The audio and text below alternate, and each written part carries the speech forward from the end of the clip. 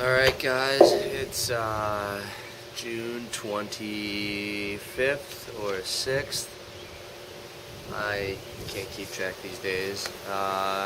Sunday, and I'm in Tyndall, South Dakota, riding across South Dakota, which if you asked me last Saturday, almost a week ago, I probably would have told you I was taking a bus. Or actually, I probably would have told you I have no idea what I'm doing. I was in Minneapolis really stressed out about it. Not really sure what I want to do about South Dakota because I pretty much thought there was nothing here. And, well, I was wrong. But I didn't know it at the time. I called my riding buddy, even though she's not with me now, Hannah. And I said, Hannah, I don't know what to do. I don't know where to go from here because I was in Minneapolis, and depending on if I decided to take a bus or ride across, I was going to head to different places. And so she basically told me, and I kind of knew this in my back of my head, but I needed to hear it from someone else, that if I didn't ride across, or at least didn't try, I would not be happy with myself.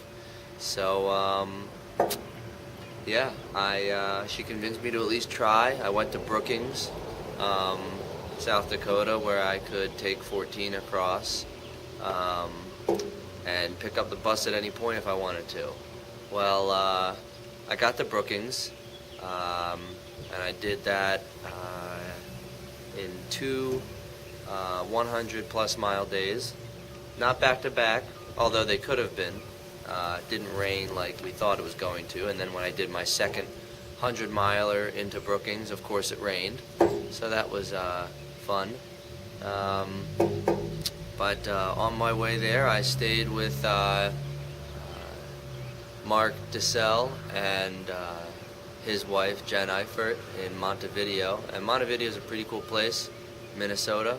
Definitely suggest to check it out if you're in that area. It's a small town with all sorts of great little things to do and fabulous people.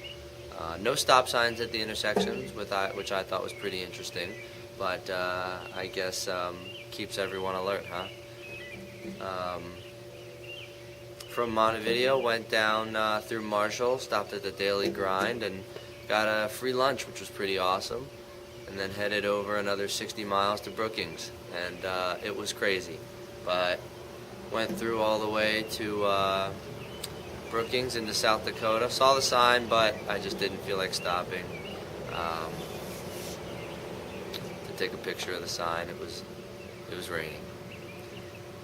So got to Brookings, stayed with Taylor and Scott, couchsurfing host, and they were really nice to host me for, 3 days because I was there. First day I ate everything in town. Second day I threw up everything in town. And then finally the third day I ended up leaving.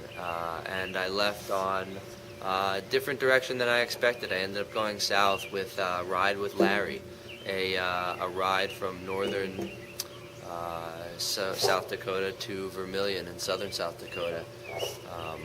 Larry Smith was diagnosed with Parkinson's 19 years ago and has since been living with it. And he just recently started using a cat trike, a three-wheeled recumbent bicycle, to ride around. And so he rode over 300 miles, and we, my friend Brian and I, with whom I'm now riding, joined them for the last 2 days, and it was a great time in Vermilion where we stayed last night. And everyone was just really nice on the whole ride. Got free food. We got some Ride with Larry jerseys so we can spread the word west. And yeah, we left Vermilion this morning, and here we are in Tyndall. We wanted to make it to Avon 10 miles down the road, but the rain came, and we'll pass through Pickerton tomorrow, where they're letting out record gallons of water per second, apparently, because the Missouri River's flooding. but then again, what isn't? So that should be pretty cool, and we'll continue to head west through South Dakota. I keep saying we. That's my new companion, Brian. He happened to be going west as well with a similar itinerary as mine, which is pretty much, gosh, that looks good, let's go that way. So yeah, we stuck around with the Ride with Larry ride, and now we're headed across South Dakota together. So sweet on having a buddy.